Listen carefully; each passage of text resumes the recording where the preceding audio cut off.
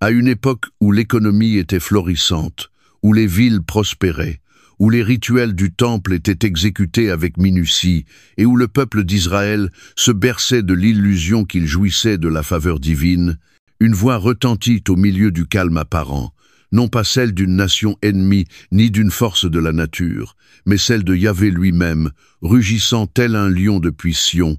L'Éternel rugit de Sion, il fait entendre sa voix de Jérusalem. Amos 1, 2. Et le porteur de ce son terrifiant n'était ni un prophète de cour, ni un prêtre expérimenté, mais un simple berger, venu d'un recoin oublié de Juda, un homme nommé Amos, originaire de Tekoa, un village rocailleux des Hautes-Terres, éloigné de tout centre royal ou religieux. Le livre d'Amos n'est ni une méditation douce, ni une chronique historique stérile, c'est un véritable drame judiciaire divin, où le juge de toutes les nations convoque aussi bien les païens que les Israélites à comparaître devant lui. Il débute par des jugements contre les nations étrangères pour leur cruauté dans la guerre, leur trahison, leur violence, puis, de manière inattendue et saisissante, il se tourne vers Israël lui-même, non comme une victime, mais comme un accusé dont les crimes sont d'autant plus graves qu'ils sont commis contre l'alliance même qui devait le consacrer.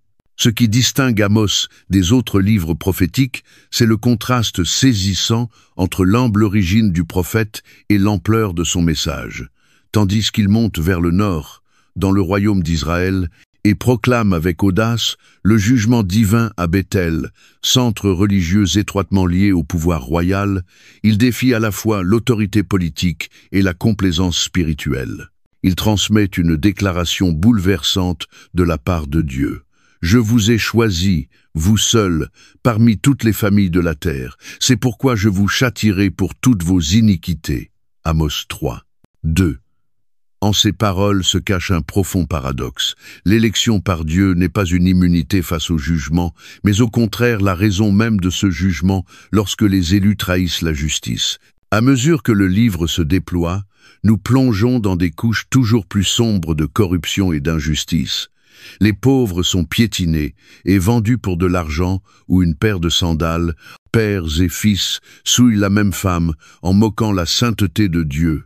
Les vêtements sacrés sont utilisés comme coussins sur les autels païens, et le peuple boit le vin extorqué à ceux qui l'oppriment, tout cela en prétendant honorer Dieu.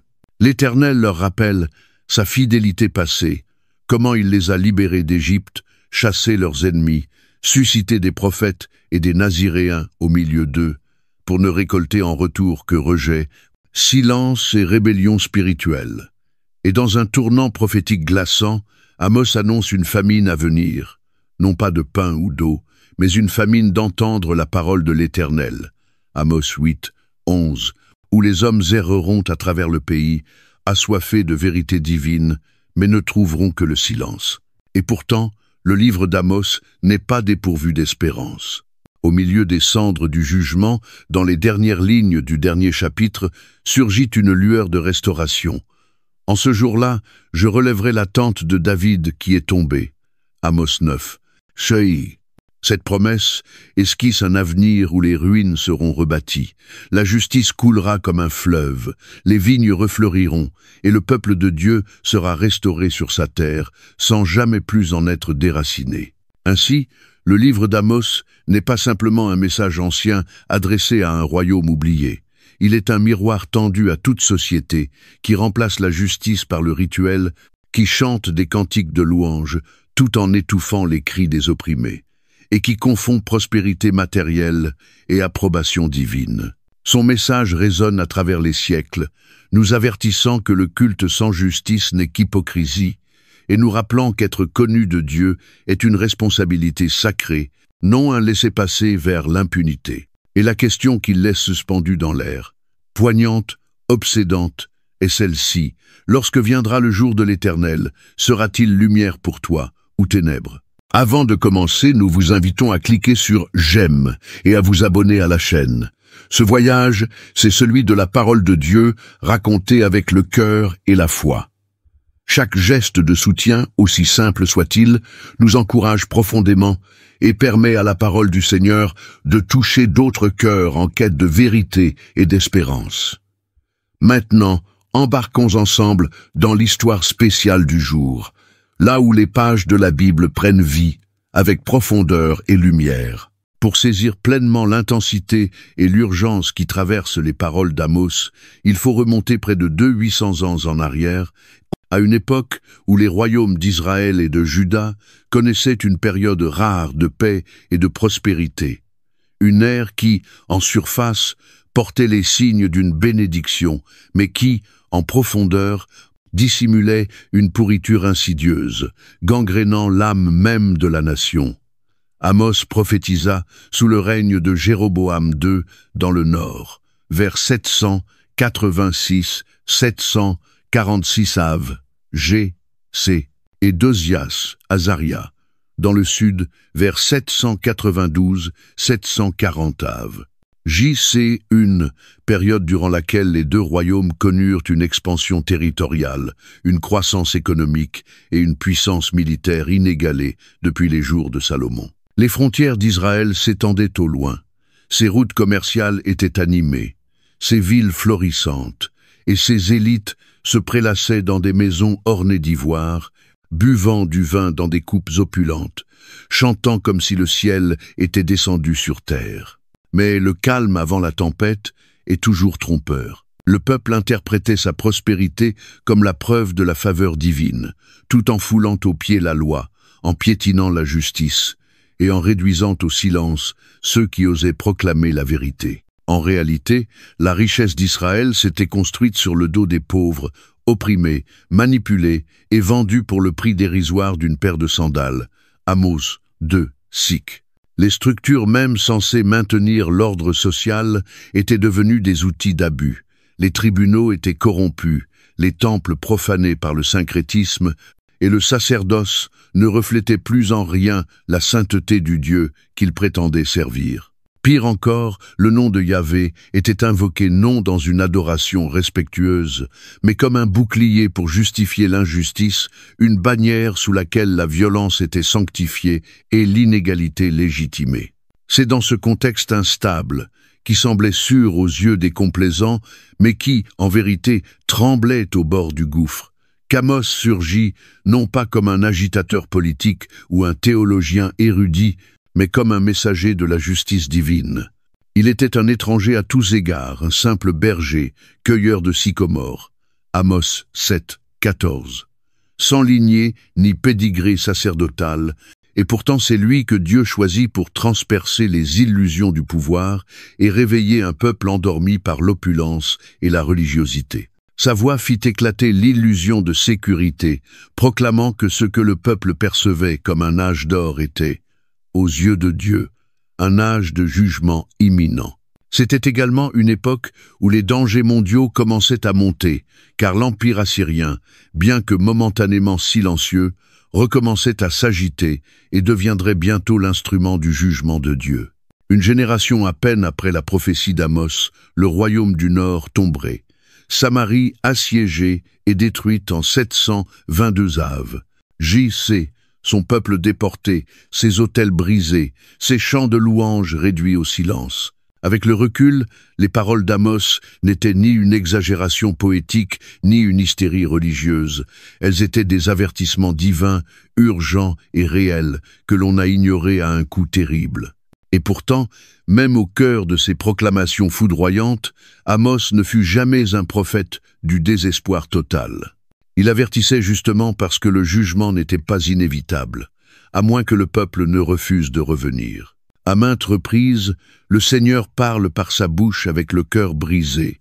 « Malgré cela, vous ne revenez pas à moi, dit l'Éternel. » Amos 4, 6, 8, 9, 10, 11, une complainte qui résonne comme l'écho d'un père en deuil, appelant ses enfants égarés. L'atmosphère spirituelle de l'époque était marquée par une dualité dangereuse. D'un côté, une grande activité religieuse, avec des sacrifices offerts, des fêtes célébrées, des cantiques chantés avec ferveur. De l'autre, des vies qui trahissaient le caractère même de Dieu. La justice était pervertie, la miséricorde absente, et la vérité gisait à terre. Les prophètes étaient réduits au silence, les justes vendus comme marchandises, les pauvres traités comme des rebuts. C'est dans ce chaos moral qu'Amos proclama avec une clarté brûlante que toute cérémonie religieuse était vaine, sans un cœur aligné sur la justice, et que Dieu lui-même rejetterait leurs offrandes, leurs chants, et même leurs prières s'ils refusaient de voir la justice couler comme un fleuve et la droiture comme un torrent intarissable. Amos 5, 24. Ainsi, le contexte historique du livre d'Amos n'est pas un simple décor derrière un message prophétique. Il est la scène même sur laquelle Dieu confronte son peuple, non comme un tyran en colère, mais comme un juge juste, un amant blessé, un Dieu saint qui ne peut être tourné en dérision. Le drame d'Israël ne réside pas dans son ignorance, mais dans le fait qu'il savait et choisit malgré tout l'aveuglement. Les paroles d'Amos ne s'adressaient donc pas uniquement à une nation ancienne, mais à chaque génération tentée de confondre succès religieux avec fidélité spirituelle, à tout peuple préférant les apparences de la piété tout en niant sa puissance. Et ainsi, alors que nous nous tenons dans l'ombre de l'histoire, lisant un livre écrit il y a près de 3 millénaires, il ne nous reste pas un simple témoignage, jauni d'un jugement oublié, mais une question brûlante qui traverse le temps et les cultures. Si nous entendions rugir la voix de Sion aujourd'hui, la reconnaîtrions-nous ou la rejetterions-nous comme un simple vacarme? Les premières lignes du livre d'Amos ne s'ouvrent pas sur une invitation douce ou une salutation poétique, mais frappent avec la force soudaine d'un orage, un appel impérieux à l'attention qui brise la complaisance et oblige l'auditeur à faire face à une puissance bien plus grande que celle d'un simple homme. Il ne commence ni par des références personnelles, ni par des ornements littéraires, mais par une déclaration qui ancre tout le message dans l'histoire, la géographie et la confrontation divine. Parole d'Amos, l'un des bergers de Tekoa, vision qu'il eut sur Israël au temps d'Osias, roi de Juda, et de Jéroboam, fils de Joas, roi d'Israël, 2 ans avant le tremblement de terre. Amos 1. Cette phrase place la prophétie dans un contexte bien réel, au cours des règnes de 2 rois, Osias au sud et Jéroboam II au nord. Tous 2 symboles d'une période de prospérité matérielle, d'expansion politique et de fierté nationale, mais aussi d'un peuple qui, ayant perdu son ancrage spirituel, ne sentait plus le sol moral s'effondrer sous ses pieds.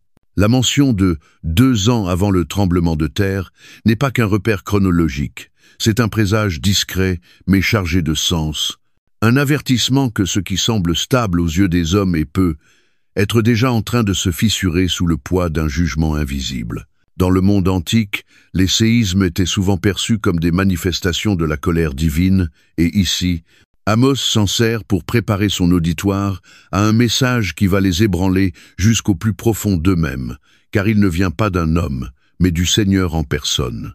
Puis, sans transition, le rugissement éclate. L'Éternel rugit de Sion, il fait entendre sa voix de Jérusalem. Les pâturages des bergers sont dans le deuil, et le sommet du Carmel est desséché. Amos 1, 2. Ce n'est pas là une simple proclamation, c'est un cri de guerre divin, un grondement cosmique de jugement qui retentit depuis les hauteurs sacrées de Sion, non pas murmuré dans l'intimité des traditions religieuses, mais hurlé depuis le trône même de Dieu, résonnant à travers les collines, les vallées, jusque dans les foyers et les cœurs de ceux qui se croyaient en sécurité. Le verbe « rugir » évoque immédiatement l'image du lion, un animal de majesté, de puissance et de crainte, dont la voix paralyse la proie et affirme son autorité.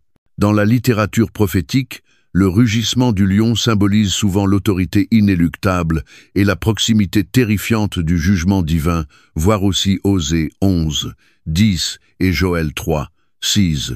Et ici, ce rugissement ne vient ni d'Assyrie ni de Babylone, mais de Sion, la demeure de Yahvé, de Jérusalem, centre du culte de l'Alliance. Ce rugissement ne se limite pas aux palais ni aux portes des villes, il atteint jusqu'au pâturage des bergers, de simples demeures rurales loin des centres de pouvoir, et fait sécher le sommet du Carmel, symbole de beauté naturelle et d'abondance. Dans ce contraste saisissant, Amos révèle qu'aucun lieu n'est trop éloigné, aucune vie trop modeste, aucune montagne trop élevée pour échapper à la portée pénétrante de la voix divine. Le jugement de Dieu n'est ni localisé ni sélectif, il est cosmique, total et profondément personnel. Mais au-delà du spectaculaire, cette ouverture recèle une vérité théologique majeure. Dieu ne reste pas silencieux, et lorsque sa voix se fait entendre, elle ne vient pas toujours consoler, mais peut au contraire bouleverser, renverser et exiger un changement radical. À une époque où les prophètes de confort pullulaient et où les assurances mensongères abondaient, la vision d'Amos commence par un rappel tranchant. La véritable voix de l'Éternel ne confirme pas nos illusions, elle les confronte. Le rugissement depuis Sion n'est pas du bruit, c'est un appel, une convocation au réveil, à la repentance, à voir le monde non à travers le prisme de la prospérité ou de la paix apparente, mais avec les yeux de la justice et de la fidélité à l'alliance. Ce rugissement divin donne également le ton à tout ce qui va suivre dans le livre, en affirmant que les paroles d'Amos ne sont pas les siennes, mais bien des visions qu'il a vues concernant Israël, non des opinions, ni des philosophies, mais des révélations issues de la présence même de Dieu. Et cela est essentiel, car le rugissement de Sion n'est pas un simple cri de terreur, c'est une voix qui sépare la vérité de l'illusion, qui déchire le voile de la religion confortable et qui réclame du peuple qu'il se souvienne de celui qu'il prétend servir. Non un Dieu distant que l'on peut apaiser par des offrandes, mais un Dieu juste et relationnel qui voit l'injustice, entend les cris des opprimés et ne restera pas éternellement silencieux. Ainsi, cette entrée tonitruante du livre d'Amos n'est pas une figure de style littéraire ou un effet dramatique prophétique, c'est un séisme théologique qui secoue les fondations de la fausse sécurité et des simulacres religieux, et rappelle à chaque génération que la voix de Dieu parle encore, rugit encore, et continue d'appeler son peuple à se souvenir, revenir et se réformer. La vraie question n'est pas de savoir si Dieu parle, mais si nous sommes prêts à écouter, ou si, comme Israël autrefois, nous attendrons que la terre elle-même commence à trembler sous nos pas. Alors que le rugissement du Seigneur s'estompe dans un silence empreint de révérence, la salle d'audience prophétique d'Amos ouvre solennellement ses portes, et la première nation appelée à comparaître n'est ni Israël, ni Juda, mais Damas, la capitale de l'antique royaume d'Aram la Syrie, une puissance régionale connue non seulement pour sa force militaire, mais aussi pour son hostilité persistante envers Israël. Avec un rythme prophétique qui résonnera à travers les oracles suivants, Amos introduit ce jugement par une formule aussi saisissante que poétique. Ainsi parle l'Éternel. À cause de 3 crimes de Damas, même de 4, je ne révoquerai pas sa peine. Amos 1, 3.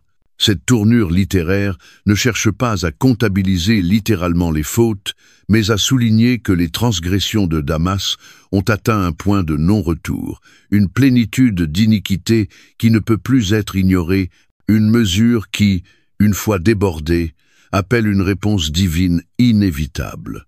Le crime pour lequel Damas est condamné est aussi brutal qu'effrayant, parce qu'ils ont foulé Galaad avec des traîneaux de fer. Amos 1, 3. En une phrase brève mais chargée de puissance, le prophète évoque une scène de violence impitoyable où les corps humains sont traités comme des gerbes de blé, écrasés et déchiquetés sous des instruments conçus non pour la guerre, mais pour la moisson. L'image est volontairement déshumanisante, soulignant la cruauté avec laquelle Aram a traité les habitants de Galaad, une région située à l'est du Jourdain, souvent vulnérable aux agressions étrangères. Au lieu de faire preuve de retenue ou d'honneur dans le combat, les Araméens ont transformé leurs armes en outils d'écrasement, réduisant non seulement les villes, mais aussi la dignité humaine en poussière. Dans un monde déjà familier avec le sang, cet acte se distingue par sa sauvagerie pure et son mépris total pour l'image de Dieu en chaque être, une faute qui appelle non seulement la justice, mais l'intervention divine elle-même. Et la réponse de l'Éternel, déclarée par Amos, est à la fois mesurée et irrévocable. « J'enverrai le feu dans la maison de Hazaël, et il dévorera les palais de Ben-Hadad. » Je briserai les verrous de Damas. J'exterminerai de Bicataven celui qui y habite, et de la maison d'Éden celui qui tient le sceptre, et le peuple de Syrie sera transporté à Kir, dit l'Éternel. Amos 1, 4, 5. Ici, le Seigneur ne prononce pas simplement une punition, mais l'annonce d'un démantèlement total de l'identité royale et politique d'Aram. La maison de Hazaël, représentant la lignée dynastique de l'un des rois les plus marquants d'Aram, sera consumée par le feu, une métaphore biblique du jugement qui purifie et détruit sans retour. La mention de Ben-Hadad, titre dynastique des rois araméens, à l'image du pharaon en Égypte, renforce la portée totale de cette dévastation. Il ne s'agit pas seulement de frapper des individus, mais de renverser tout un système de domination violente. Le verrou de Damas, sans doute une image des portes ou défenses de la capitale, sera brisé, signifiant qu'aucune forteresse, aussi bien gardée soit-elle, ne résistera lorsque le jugement de Dieu sera déclenché. Aven et Éden, localités moins connues du territoire araméen, symbolisent les confins de l'influence de Damas, soulignant que la sanction s'étendra jusqu'aux extrémités du royaume. Enfin, le peuple lui-même, non seulement les élites, mais aussi les citoyens ordinaires, sera déporté à Kir, une région à l'est de la Mésopotamie, considérée comme leur patrie d'origine, selon 2 Rois 6, 9. Dans cette ironie tragique, ceux qui autrefois avaient délogé et écrasé d'autres peuples seront à leur tour déracinés et dispersés, non dans la gloire, mais enchaînés. Ce qui frappe particulièrement dans ce passage, c'est que Damas n'est pas condamné pour idolâtrie ou pour une erreur théologique, mais pour une cruauté inhumaine, pour avoir transformé la guerre en atrocité, pour avoir violé le principe éthique fondamental selon lequel toute vie humaine doit être traitée avec dignité, même en temps de conflit. Voilà une vérité théologique profonde qui traverse tout le livre d'Amos. Dieu tient même les nations païennes pour responsables, non pour avoir ignoré la loi cérémonielle juive, mais pour avoir transgressé des normes universelles de justice, de miséricorde et d'humanité qui transcendent les cultures, les alliances et les croyances. Le Seigneur des armées, parlant par la bouche d'Amos, n'est pas seulement le Dieu d'Israël. Il est le Dieu de toutes les nations, et ses exigences s'appliquent à tous les peuples. Ainsi, cet oracle inaugural dépasse la simple condamnation d'un ennemi lointain. Il affirme que nulle nation n'échappe au regard scrutateur de Dieu, et que sa justice ne se limite pas aux frontières de l'Alliance, mais découle de sa nature même, sainte et juste. Il sert aussi un but rhétorique dans la progression du message d'Amos. En commençant par les nations étrangères, Amos entraîne ses auditeurs israélites dans une forme d'adhésion, peut être même de satisfaction, en entendant les fautes de leurs ennemis révélées et condamnées. Mais cette première impression de justice retrouvée est en réalité un piège prophétique, car bientôt l'attention se tournera vers l'intérieur, et le même feu qui dévorera Damas se dirigera vers Israël lui-même. Ainsi, à mesure que la prophétie contre Damas se termine, la tension s'intensifie, car la voix qui rugit depuis Sion ne s'est pas tue, elle continue, résonnant d'une nation à l'autre, de la Syrie aux Philistins, de Tyr jusqu'à l'âme même d'Israël. Et la question qui commence à se former, discrète mais pressante, n'est plus de savoir si le jugement de Dieu est juste, mais bien si quelqu'un, même les élus, pourra y résister sans être brisé. Alors que l'écho du jugement divin sur Damas s'éteint, Amos n'attend pas pour détourner son regard vers un autre ennemi ancestral, Gaza, la principale cité des Philistins, dont la relation longue et tumultueuse avec Israël fut marquée non seulement par des conflits territoriaux et des escarmouches militaires, mais aussi par une hostilité enracinée dans des siècles de rivalité amère. Comme précédemment, le prophète introduit cet oracle par la formule familière et menaçante. Ainsi parle l'Éternel. À cause de 3 crimes de Gaza, même de 4, je ne révoquerai pas sa peine. Amos 6. Cette structure répétitive, à la fois poétique et intentionnelle, renforce la tension prophétique, en montrant que les fautes de Gaza, tout comme celles de Damas, ne sont pas de simples incidents isolés, mais des schémas de rébellion persistants qui se sont accumulés jusqu'à atteindre un seuil où la miséricorde de Dieu ne peut plus être retenue.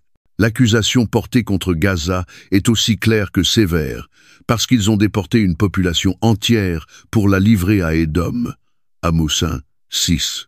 Le texte dévoile ici non seulement un acte de guerre, mais une trahison contre l'humanité, où des communautés entières, hommes, femmes et enfants, furent capturés, vendus, livrés à une puissance étrangère, probablement pour le profit, la vengeance ou les deux. L'expression « une population entière » insiste sur l'ampleur et la cruauté de cet acte.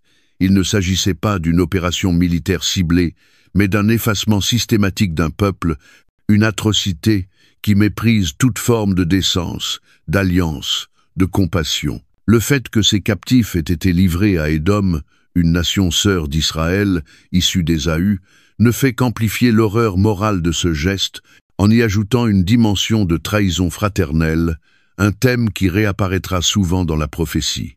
Les Philistins, connus dans toute l'histoire biblique comme des adversaires constants d'Israël, notamment à l'époque de Samson, Saül et David, sont ici jugés non simplement pour leur inimitié, mais pour avoir réduit autrui à l'état d'objets marchands, pour avoir traité des vies innocentes comme des marchandises dans un jeu cruel et calculé de pouvoir. Cette accusation dépasse les frontières de l'Antiquité et expose un principe divin intemporel.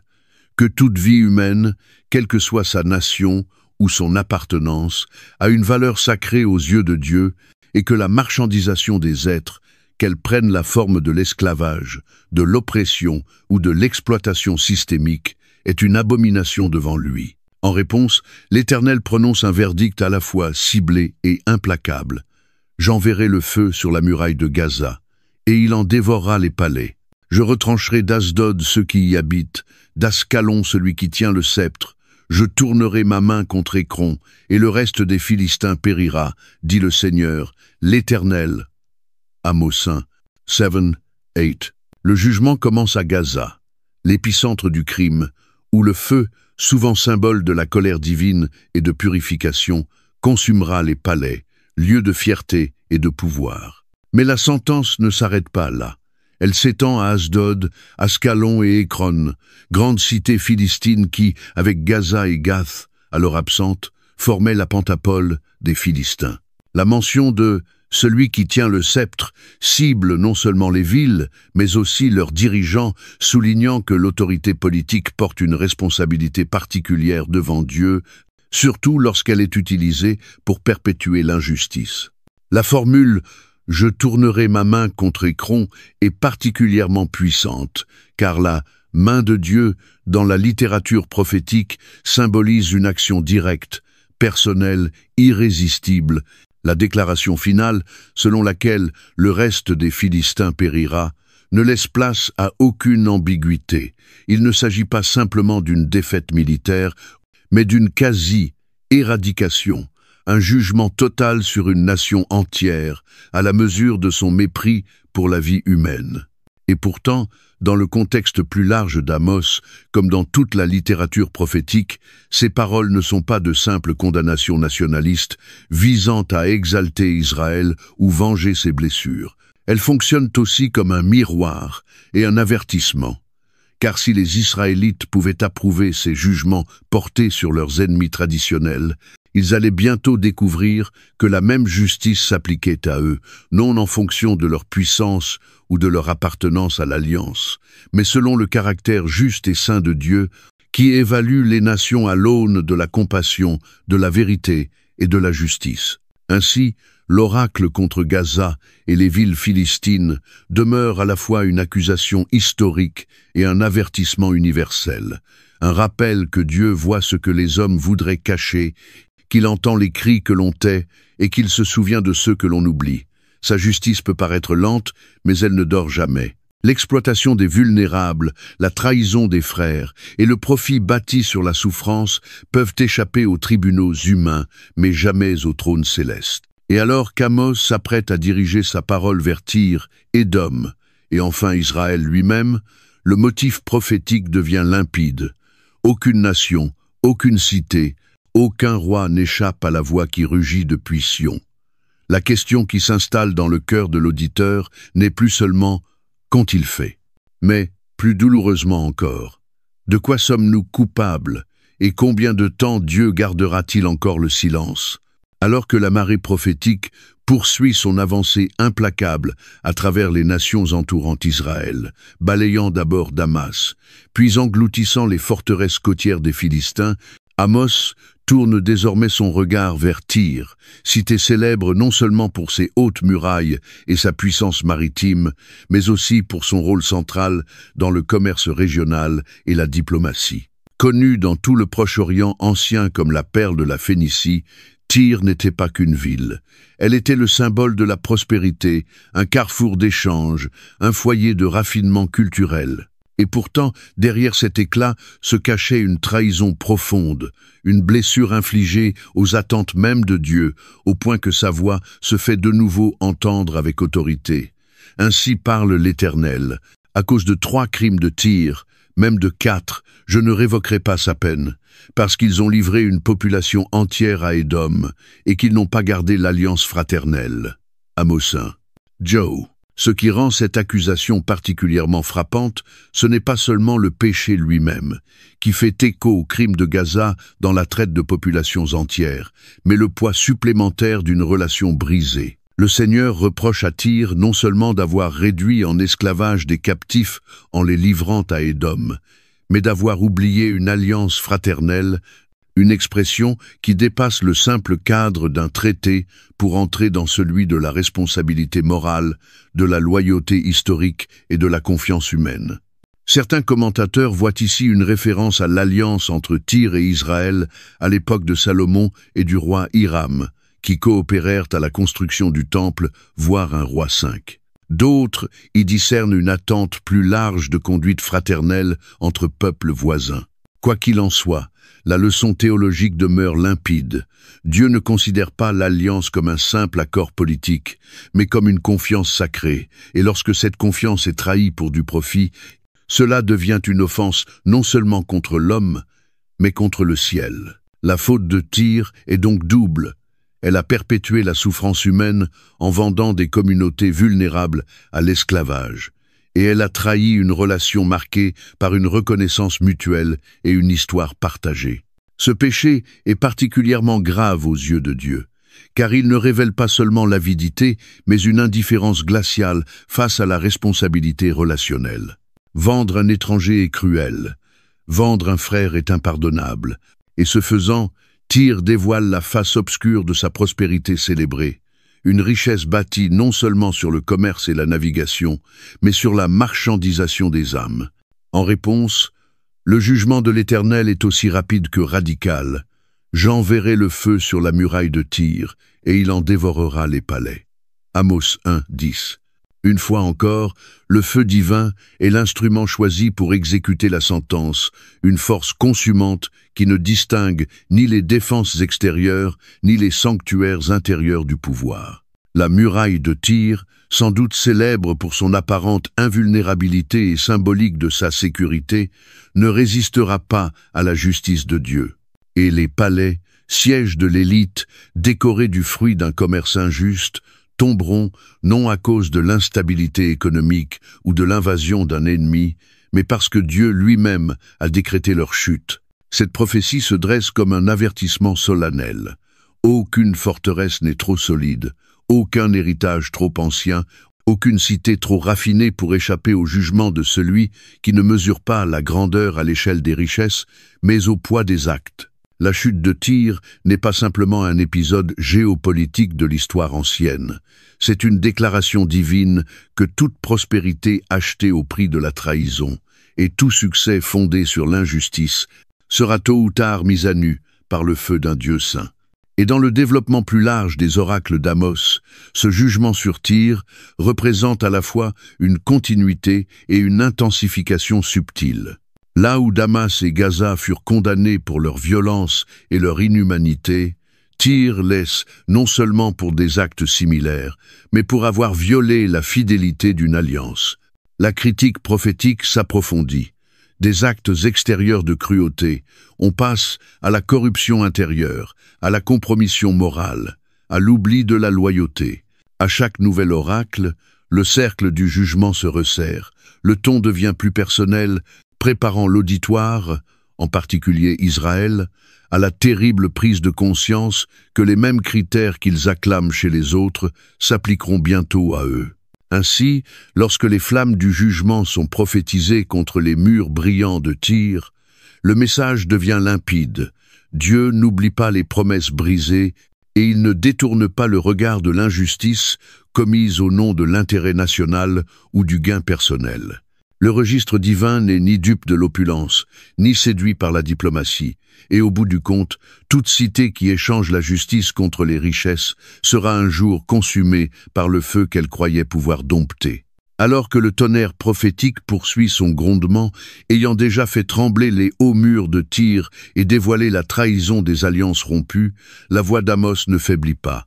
Elle se tourne désormais vers deux autres voisins d'Israël, Édom et Ammon. Des peuples dont les liens de sang avec la maison de Jacob auraient dû être le fondement d'une compassion fraternelle, mais qui, selon le prophète, ont brisé tous les liens sacrés de parenté et de décence. Avec la même cadence solennelle qui marque chacun des oracles, le jugement s'ouvre. Ainsi parle l'Éternel. À cause de 3 crimes d'Édom, même de 4, je ne révoquerai pas sa peine. Amos 1, 11. Mais à la différence des précédentes accusations, centrées sur la cruauté politique ou l'exploitation économique, celle portée contre Édom est d'une nature profondément personnelle. C'est le péché d'une haine inexpiable, une rancune héritée, entretenue et devenue vengeance. Le prophète révèle qu'Édom n'a pas seulement poursuivi son frère avec l'épée, mais qu'il a étouffé toute compassion, sa colère déchire sans cesse et il garde éternellement sa fureur. Amos 1, 11. Le langage est cru, évocateur, presque viscéral. Il ne s'agit pas seulement d'actes violents, mais d'un cœur consumé par une haine tenace, d'un esprit qui rejette toute réconciliation, qui s'alimente de douleur et refuse de pardonner. Édom, descendant d'Ésaü, lié à Israël par le sang, par l'histoire, par la mémoire, a choisi de transformer cette fraternité en rivalité, ses blessures anciennes en guerre générationnelle. L'image d'un prédateur déchirant sa proie n'est pas anodine. Elle démasque une âme corrompue par la haine, où la justice a été remplacée depuis longtemps par la vengeance et la compassion par le mépris. Face à cette cruauté contre nature, le Seigneur annonce une sentence juste et poétique. « J'enverrai le feu sur Théman, et il dévorera les palais de Botsra. » Amos 1, 12. Théman, réputé pour sa sagesse. Séph, Jérémie 49, Sept. Et Botsra, forteresse royale d'Édom, incarne la force, l'orgueil et la sécurité de ce peuple. Le feu de Dieu ne sera pas un malheur accidentel, mais un jugement ciblé qui consumera ces lieux d'arrogance et mettra à nu l'effondrement moral caché sous les pierres, un embrasement né de la haine nourrie depuis trop longtemps. Mais la prophétie ne s'arrête pas. À peine le jugement d'Édom prononcé, l'Éternel tourne son regard vers Ammon, autre nation issue de la lignée de l'eau, souvent mêlée à des conflits frontaliers et à des formes subtiles de corruption spirituelle. Là encore, l'oracle s'ouvre sur une introduction familière. Ainsi parle l'Éternel. À cause de 3 crimes des enfants d'Ammon, même de 4, je ne révoquerai pas sa peine. Amos 1. Shesan. Mais l'accusation qui suit et peut être la plus atroce de toutes, car elle déchire le voile de la politique et de la guerre pour révéler un crime si monstrueux qu'il dépasse même la brutalité du monde antique. Amos déclare qu'Ammon est jugé parce qu'ils ont éventré les femmes enceintes de Galaad pour agrandir leur territoire. Amos 1, 13. Ce que le texte expose ici, c'est l'horreur nue d'une stratégie militaire délibérée, l'assassinat des femmes enceintes, non comme dommage collatéral, mais comme tactique de terreur et d'éradication. Ce crime visait à anéantir une génération à naître, à effacer une lignée pour mieux s'approprier des terres qui ne leur appartenaient pas. L'image est insoutenable, et pourtant le prophète la nomme, car le cœur de Dieu refuse que de telles cruautés soient passées sous silence. Dans cette simple phrase, Amos donne voix aux sans-voix, révélant le coût humain d'ambition politique, dénuée de toute moralité. Le jugement divin tombe alors, tout aussi fulgurant que les précédents, mais avec une intensité apocalyptique. J'allumerai un feu sur la muraille de Rabat, et il dévorera ses palais au milieu des cris de guerre, au jour du combat, dans la tempête d'un ouragan. Leur roi ira en captivité, lui et ses princes avec lui, dit l'Éternel. Amos 1, 14, 15. Rabat, la capitale orgueilleuse des Ammonites, ne sera pas simplement vaincue. Elle sera ravagée de l'intérieur, ses palais réduits en cendres, ses dirigeants humiliés et emmenés en exil. L'image du tumulte, cris de guerre, tempête, ouragan, évoque un chaos que rien n'arrête, une justice divine déclenchée non au hasard, mais en réponse directe à une cruauté que Dieu refuse d'ignorer. Les jugements portés sur Édom et Ammon forment ensemble un crescendo saisissant dans la symphonie prophétique d'Amos, un avertissement solennel que même ceux qui partagent les liens du sang avec le peuple de Dieu ne sont pas à l'abri de sa justice, surtout lorsqu'ils déchirent eux-mêmes les liens de parenté au nom de la haine, de la cupidité ou de l'ambition. Ces oracles ne sont pas seulement des proclamations anciennes. Ce sont des actes d'accusation contre tous ceux qui instrumentalisent la mémoire, qui transforment des blessures anciennes en conflits éternels et qui croient que la conquête ou le pouvoir justifie la destruction de l'innocence. Et alors que le rideau tombe sur cette section dédiée aux nations étrangères, avec des feux allumés de Tyr à Théman, de Gaza à Rabat, une tension prophétique commence à monter. Car si Israël a pu jusque-là approuver les jugements prononcés sur ses ennemis, il n'a pas encore compris que le rugissement du lion venu de Sion ne s'est pas contenté de retentir vers l'extérieur, il tourne maintenant vers l'intérieur. Et bientôt, cette voix qui jugeait les nations parlera directement aux portes d'Israël. Alors que l'orbite prophétique d'Amos continue de se resserrer autour d'Israël, la voix de l'Éternel, inflexible et sans compromis, poursuit son parcours à travers les derniers cercles du jugement adressé aux nations environnantes. Elle s'arrête d'abord sur Moab, un royaume situé à l'est de la mer Morte, dont les relations avec Israël furent longtemps marquées par l'ambivalence, tantôt hostiles, tantôt entremêlées, mais jamais vraiment réconciliées. Fidèle à la formule désormais presque liturgique, le verdict s'ouvre par ces mots. Ainsi parle l'Éternel. À cause de 3 crimes de Moab, même de 4, je ne révoquerai pas sa peine. Amos 2, 1.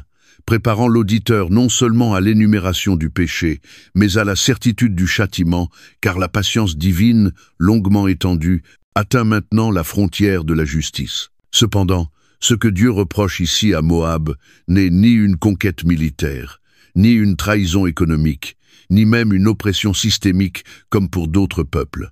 C'est un acte d'une profanation singulière, parce qu'il a brûlé, jusqu'à les réduire en chaux, les eaux du roi d'Édom.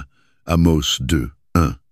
De prime abord, ce geste pourrait sembler n'être qu'un fait isolé entre 2 royaumes ennemis. Mais à travers le regard de la justice divine, il s'agit d'un acte symbolique d'une gravité spirituelle immense.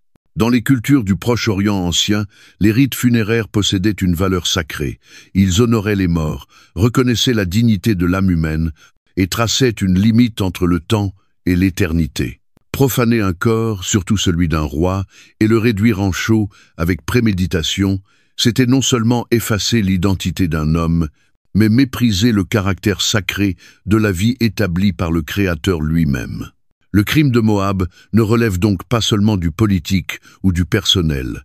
Il incarne l'arrogance spirituelle, cette illusion selon laquelle le pouvoir confère le droit de rayer la mémoire, d'écraser l'héritage, d'anéantir jusqu'à la trace d'un être. C'est une conception du monde où l'on se croit maître du vivant et du défunt, libre d'effacer ce que Dieu a marqué. Et cette prétention orgueilleuse, née du mépris de ce qui est sacré, appelle une réponse. L'Éternel déclare « J'enverrai le feu sur Moab, et il dévorera les palais de Kérioth. Moab périra dans le tumulte, au milieu des cris de guerre et au son de la trompette. » Amos 2, 2. Comme dans les autres jugements, le feu symbolise ici la justice divine, ciblée, dévorante, atteignant non seulement les murailles, mais le cœur du pouvoir moabite. Kérios, probablement une cité royale, devient l'épicentre de l'effondrement. Et le jugement ne s'arrête pas à la foule anonyme. Je retrancherai le juge du milieu d'elle, et je ferai périr tous ses chefs avec lui, dit l'Éternel. Amos 2, 3. Dieu ne frappe pas aveuglément. Il vise les responsables de la justice, ceux qui auraient dû incarner l'équité et qui, à la place, ont avalisé l'horreur. Quand la justice humaine se décompose, la justice divine intervient, balayant les systèmes corrompus et ceux qui les dirigent. Il ne s'agit pas de représailles arbitraires, mais d'un acte sacré de purification déclenché par la profanation délibérée. Mais alors que l'on pourrait s'attendre à ce que la cible suivante soit enfin Israël, le prophète effectue un détour inattendu et d'autant plus incisif. Il se tourne vers Juda, le royaume du Sud, terre du temple, de la loi, du nom de l'Éternel. Le même refrain se répète. Ainsi parle l'Éternel. À cause de 3 crimes de Juda, même de 4, je ne révoquerai pas sa peine. Amos 2, 4. Toutefois, la faute reprochée à Juda diffère radicalement de celle des nations païennes. Elle n'est ni extérieure ni politique, mais spirituelle, une rébellion contre la parole de Dieu. Juda est accusé parce qu'ils ont méprisé la loi de l'Éternel, qu'ils n'ont pas gardé ses commandements et que leurs mensonges les ont égarés, mensonges après lesquels ont marché leurs pères. Amos 2, 4. Ici, la voix prophétique atteint le cœur de la responsabilité d'alliance. Posséder la loi n'est pas un privilège qui protège du jugement, mais un poids sacré qui intensifie la redevabilité. Mépriser cette loi, préférer des traditions, des récits mensongers ou le confort culturel au feu vivant de la vérité divine, constitue une trahison bien plus grave que celle de ceux qui ne l'ont jamais connue. Leurs mensonges les ont égarés. Cette phrase ne parle pas seulement d'erreurs doctrinales, mais d'un éloignement progressif, générationnel, d'une fidélité remplacée par une religion vidée de sa substance, où la mémoire demeure, mais le cœur obéissant s'est perdu. Le jugement est donc clair, inévitable. J'enverrai un feu sur Juda, et il dévorera les palais de Jérusalem. Amos 2, 5. Ce feu n'est pas une catastrophe naturelle, mais une manifestation de la sainteté divine, une force qui consume les apparences de piété lorsque la justice a été abandonnée. Que Jérusalem soit mentionnée, ville de David, siège du temple, lieu de l'arche, souligne une vérité redoutable. Même les lieux les plus saints ne sont pas immunisés contre le jugement lorsque la sainteté de Dieu a été trahie. Ensemble, les jugements portés contre Moab et Juda marquent un tournant solennel dans le récit prophétique d'Amos. Ils révèlent une justice divine à la fois universelle et personnelle. Aucune nation n'est trop lointaine pour échapper à son regard, et aucune alliance n'est trop sacrée pour exempter de responsabilité. À mesure qu'Amos s'approche du cœur d'Israël, le message devient implacablement clair. Le jugement ne commence pas seulement aux frontières, mais dans la maison même du peuple de Dieu, et les critères par lesquels il juge les nations sont les mêmes que ceux qu'il applique à son propre peuple. Ainsi, alors que le feu consume les eaux des rois d'Édom, les palais de Moab et même les hauteurs de Jérusalem, la question n'est plus de savoir si le jugement viendra, mais bien comment un peuple portant le nom de Dieu répondra-t-il lorsque la flamme s'approchera de ses portes? Jusqu'à présent, la voix prophétique d'Amos a avancé avec une précision calculée et presque liturgique, traçant un cercle de jugement autour d'Israël, débutant par ses ennemis étrangers Damas, Gaza, Tyr, Édom, Ammon, Moab, avant de se resserrer autour de Juda, le royaume frère, dépositaire de la loi, mais non exempté pour autant du regard divin, tandis que les auditeurs, peu être, acquiesçaient avec satisfaction face à la chute des autres, le véritable poids du message n'était pas encore tombé. Car le rugissement du lion depuis Sion n'était jamais destiné à fustiger uniquement les nations païennes, il visait le cœur même du peuple de l'Alliance. Et c'est maintenant, dans Amos 2, 6. Que le prophète délivre son oracle le plus direct, le plus dévastateur, celui qui déchire toute illusion de faveur divine automatique et révèle qu'Israël, le royaume du Nord, non seulement partage la culpabilité des autres, mais la surpasse, car il a reçu davantage et a pourtant choisi de rejeter délibérément les dons de Dieu. L'introduction reprend la formule désormais bien connue. Ainsi parle l'Éternel, à cause de 3 crimes d'Israël, même de 4, je ne révoquerai pas sa peine. Amos 2, 6. Mais ce qui suit n'est plus une faute isolée, c'est une cascade d'accusations, détaillées, pénétrantes, dévoilant une société rongée par l'injustice à tous les niveaux de la vie publique et privée, une conscience collective, anesthésiée par l'intérêt personnel et l'orgueil. Les premières charges sont économiques et judiciaires, parce qu'ils vendent le juste pour de l'argent et le pauvre pour une paire de sandales. Amos 2, 6. Ces quelques mots suffisent à établir une condamnation implacable. Dans les tribunaux d'Israël, la justice est devenue marchandise, la droiture négociable, la vie humaine évaluée non selon sa dignité divine, mais selon sa valeur économique. Vendre le juste, c'est corrompre le système judiciaire. Vendre le pauvre, c'est profaner la compassion, c'est réduire la souffrance humaine à une transaction banale. Ainsi, l'injustice sociale ne relève pas simplement des relations humaines. Elle est une offense directe au Dieu qui a créé riche et pauvre et qui appelle son peuple à refléter son cœur. L'accusation s'approfondit au verset 7. Il foule la tête des pauvres dans la poussière, il détourne le droit des humbles. Cette image, à la fois poétique et brutale, illustre un écrasement systématique, une marginalisation volontaire. Les faibles ne sont pas simplement ignorés, ils sont piétinés. Et comme si cela ne suffisait pas, Amos dévoile la perversion morale des liens familiaux. Un homme et son père vont vers la même jeune fille, et ils profanent ainsi mon saint nom. Amos 2, 7. Ce n'est pas seulement une transgression sexuelle. C'est un effondrement de l'honneur familial, une défiguration de l'ordre générationnel et de la sainteté, une société où la convoitise dépasse les limites du respect, profanant à la fois le corps humain et le nom sacré de Dieu. Puis vient une dénonciation cinglante de l'hypocrisie religieuse. Ils s'étendent sur des vêtements pris en gage, près de tous les autels. Ils boivent dans la maison de leur Dieu le vin de ceux qu'ils ont condamnés. Amos 2, 8. Selon la loi, un vêtement donné en gage devait être restitué au coucher du soleil, car il pouvait être la seule couverture du pauvre. Exode 22, 26, 27.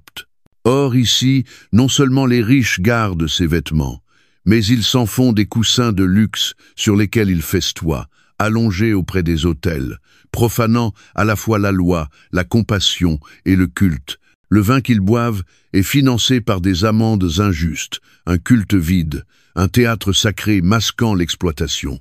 L'adoration n'a pas disparu, mais elle a été vidée de sa substance, devenue un refuge pour l'oppresseur, au lieu d'un lieu de vérité. Et comme pour réveiller un peuple amnésique, Dieu rappelle les fondements mêmes de son existence. J'ai détruit devant eux les Amoréens. Je vous ai fait monter du pays d'Égypte, je vous ai conduit 40 ans dans le désert. Amos 2, 9, 10. Ce rappel n'est pas nostalgique, il est accusateur. Dieu leur avait tout donné la victoire, la liberté, la terre promise, et eux ont choisi d'oublier, de mépriser, d'opprimer et de faire taire ceux qu'il leur envoyait pour les ramener à lui. Le verset 11 est tranchant.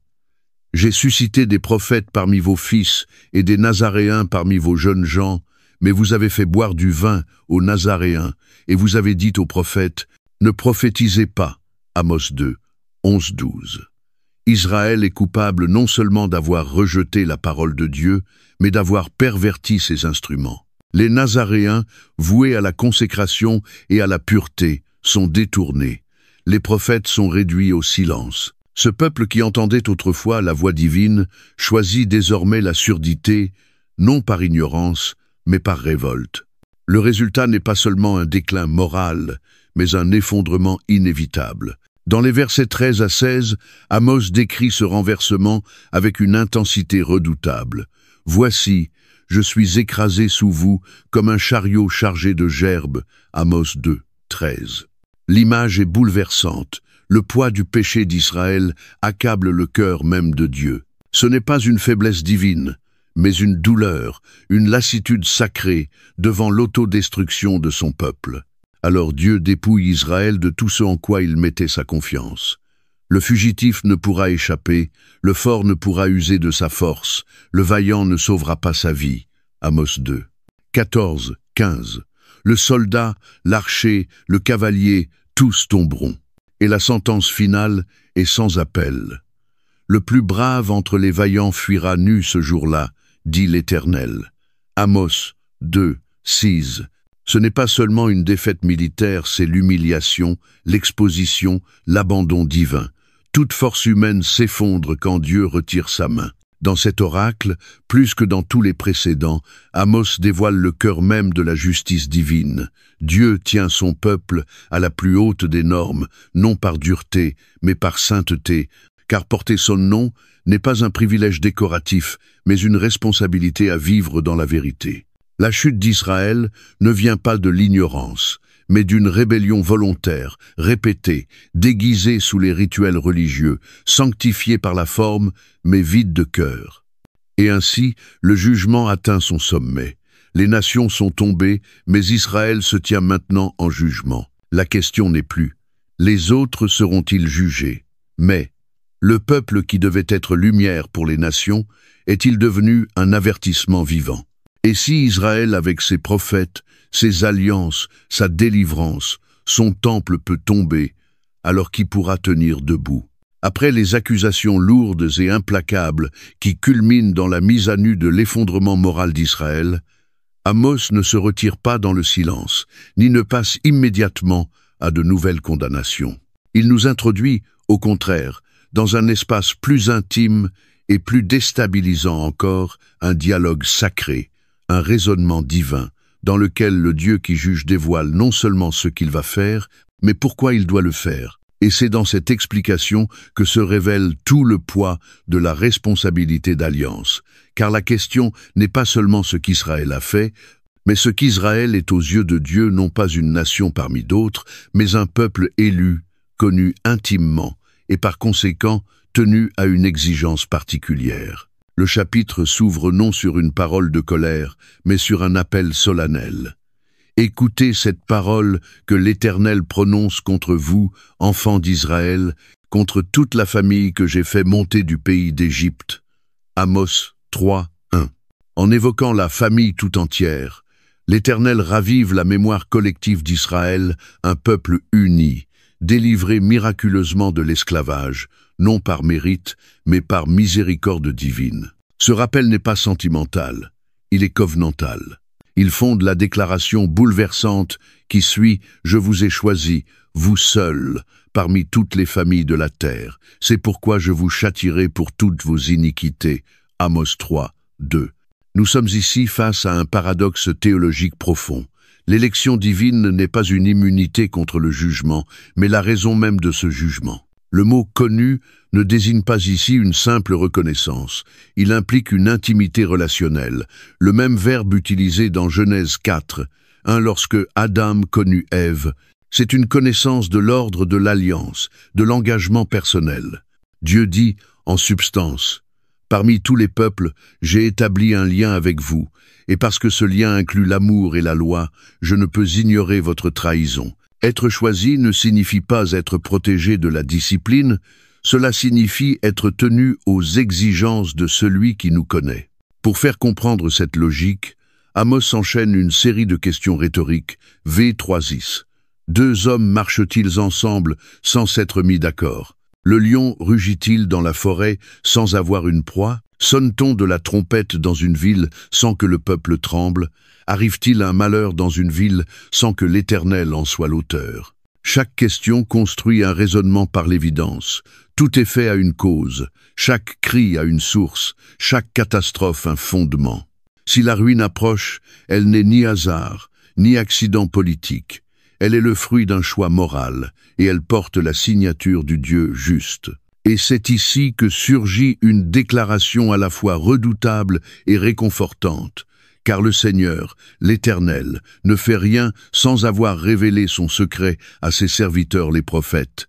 Amos 3, sept. Dieu n'agit pas dans la vengeance aveugle. Il ne se délecte pas de piéger son peuple par surprise. Il prévient, il parle, il révèle par la bouche des prophètes, car le jugement n'est jamais son premier mot mais son dernier, après que la miséricorde ait été rejetée. Ce verset fait tomber toute idée d'un Dieu capricieux. Il agit par transparence, et ses prophètes ne sont pas des agitateurs politiques, mais les gardiens d'une vérité révélée. Le verset suivant, verset 8, dévoile alors l'âme du prophète. Le lion rugit, qui ne serait effrayé. Le Seigneur l'Éternel parle, qui ne prophétiserait. Amos ne parle pas par ambition personnelle, mais par nécessité intérieure. Le rugissement divin n'est pas seulement audible, il résonne en lui. Le silence lui est devenu impossible. Ce verset exprime toute la vocation prophétique. Parler, même si cela coûte. Avertir, même si nul n'écoute. Porter un message qui brûle les os comme un feu inextinguible. Les versets suivants, V 9-15, quittent le plan du raisonnement théologique pour devenir vision prophétique. Dieu convoque même les nations païennes Ashdod et l'Égypte à être témoins des injustices commises dans Samarie. Faites retentir ceci dans les palais d'Ashdod, et dites, assemblez-vous sur les montagnes de Samarie, et voyez les grands désordres au milieu d'elles, et les oppressions qui s'y commettent. Amos 3, 9. Dieu expose publiquement son peuple. Ce peuple qui portait son nom est maintenant observé par des païens non comme un modèle, mais comme un avertissement. Et que voit-on? De la violence entassée comme un trésor, des palais remplis de pillages, des lieux sacrés devenus outils de domination. Dieu annonce qu'un ennemi va encercler le pays, briser sa force et piller ses bienfaits. 11. Si bien qu'il ne restera qu'un reste, à peine identifiable, comme le berger sauve de la gueule du lion 2 jambes ou un bout d'oreille. Amos 3, 12. L'image est choquante, mais précise. Même le reste ne sera qu'un fragment. Le jugement n'épargnera ni les coupables, ni les symboles de fierté nationale. Les autels de Béthel seront renversés, leurs cornes, symboles de pouvoir et refuge, abattus. V. 14. Et les maisons d'hiver et d'été, les palais d'ivoire, les demeures opulentes, tout tombera. V. 15. Dans ce chapitre, Dieu ne se contente pas de juger, il nous fait comprendre pourquoi. Par la mémoire de l'Alliance, la logique poétique, l'urgence prophétique, il révèle que le jugement découle de son amour, de sa parole révélée, de son refus obstiné de laisser l'injustice impunie. Amos 3 n'est pas un coup de colère divine, mais un plaidoyer pour la lucidité morale, un appel à la conscience, un rappel saisissant que l'élection ne dispense jamais d'obéir, elle rend l'infidélité plus grave encore. Et alors que le rugissement ne se fait plus entendre comme un écho lointain, mais comme une voix qui s'adresse directement à nous, la vraie question n'est plus « Pourquoi Dieu juge-t-il » mais bien « Allons-nous écouter ? Allons-nous revenir avant que ne sonne la trompette finale ?» Alors que la voix du jugement continue de résonner depuis Sion non plus comme un tonnerre lointain, mais comme un cri perçant et constant qui se rapproche inexorablement du cœur du royaume du Nord Amos, porteur du fardeau divin, n'ouvre pas le chapitre 4 par une condamnation générale adressée à la foule, mais par une parole tranchante, ciblée, qui vise un groupe précis dont le luxe ostentatoire et l'indifférence coupable sont devenus les emblèmes d'une société en décomposition. Écoutez cette parole, vache de Basan, qui est sur la montagne de Samarie, qui opprimait les humbles, qui écrasait les pauvres, qui dit à vos maris, « Apporte, et buvons. » Amos 4, 1. Par cette invective saisissante, Amos démasque l'opulence, la cruauté sociale et l'aveuglement spirituel des femmes aisées de Samarie en les appelant « vaches », non par simple insulte, mais en référence directe au bétail gras et célèbre des plaines fertiles de Basan. Cf. Psaume 22, 13, Deutéronome 32, 14. Ce n'est pas un portrait de femmes soumises à la corruption de leur mari, mais bien de complices actives, confortablement installées dans leur demeure perchée sur les hauteurs de Samarie, exigeant toujours plus de plaisir, inconscientes ou pire, méprisantes du malheur, qui soutient leur confort. Mais le prophète ne s'arrête pas à la critique sociale. Par la bouche de l'Éternel, il révèle la dimension spirituelle de cette arrogance et proclame une sentence aussi appropriée qu'effrayante. Le Seigneur l'Éternel l'a juré par sa sainteté. Voici, des jours viendront où l'on vous enlèvera avec des crochets, et vos postérités avec des hameçons. Amos 4, 2. Le contraste est cinglant. Celles qui vivaient comme du bétail engraissé seront elles-mêmes emmenées comme du bétail, non vers les pâturages, mais vers l'exil. Les crochets et hameçons, peu être utilisés littéralement par les Assyriens lors des déportations, sont aussi un symbole du renversement brutal de statut. Ces femmes jadis parées d'ivoire seront traînées sans dignité ni échappatoire, à travers les brèches des murailles qu'elles croyaient imprenables. Et comme elles étaient sorties dans l'excès, elles sortiront maintenant chacune tout droit devant soi. Amos 4, 3. Non par choix, mais par contrainte, dépouillées de tout. Pourtant, même au milieu de ce tableau de jugement, Amos ne jubile pas. Il tourne sa voix vers le cœur même de l'illusion religieuse d'Israël. Allez à Béthel et péchez, allez à Gilgal et multipliez vos transgressions. Offrez vos sacrifices chaque matin et vos dîmes tous les 3 jours. Amos 4, 4. Il ne s'agit pas ici d'un appel au culte, mais d'un dévoilement cinglant. Leur piété est une mascarade, leur religion un théâtre. Les lieux sacrés, comme Béthel et Gilgal, autrefois chargés d'histoire spirituelle, sont devenus des centres de transgression. On y pratique le rituel avec zèle, on proclame les jeûnes, on offre les dîmes non comme geste d'adoration, mais comme preuve de fierté spirituelle. Le culte est devenu spectacle, déconnecté de la justice et de la miséricorde, vidé de son essence. C'est pourquoi, dans l'un des refrains les plus poignants de toute la prophétie, Dieu répète « Mais vous ne revenez pas à moi, dit l'Éternel ». Amos 4, 6, 8, 9, 10, 11. 5 fois, cette phrase revient comme une lamentation divine chargée d'une douleur croissante. Dieu rappelle ses tentatives de réveiller son peuple, la famine V6, la sécheresse V7-8, les maladies des récoltes V9, les épidémies et les guerres V10, et même des catastrophes évoquant Sodome et Gomorrhe V11. Chacune de ces épreuves n'était pas une condamnation finale, mais un appel miséricordieux des actes de discipline, douloureux mais pleins d'espérance, destinés à réveiller une conscience endormie. Et pourtant, Israël n'a pas voulu revenir.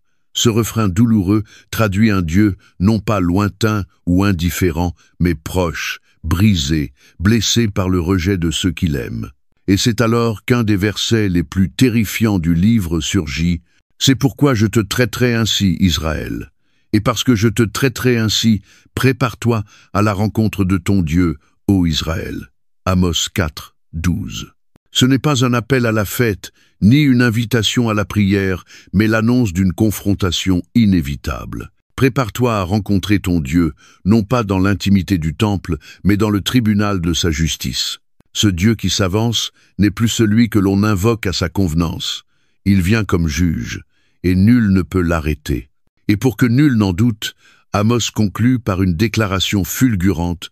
Car voici celui qui forme les montagnes, qui crée le vent, qui fait connaître à l'homme ses pensées, celui qui change l'aurore en ténèbres et qui marche sur les hauteurs de la terre, l'Éternel, le Dieu des armées, est son nom.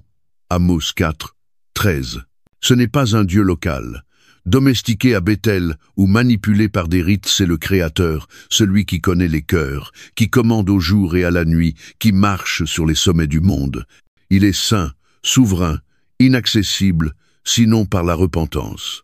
Ainsi, Amos 4 se dresse comme un avertissement solennel et une supplication vibrante. Il expose le danger mortel d'une religion confortable, détachée de la compassion et de la vérité, et pourtant, il révèle aussi un Dieu qui, malgré la trahison, désire toujours le retour. Les femmes de Bazan, les prêtres de Béthel, les chefs de Samarie, tous sont confrontés à une même vérité bouleversante.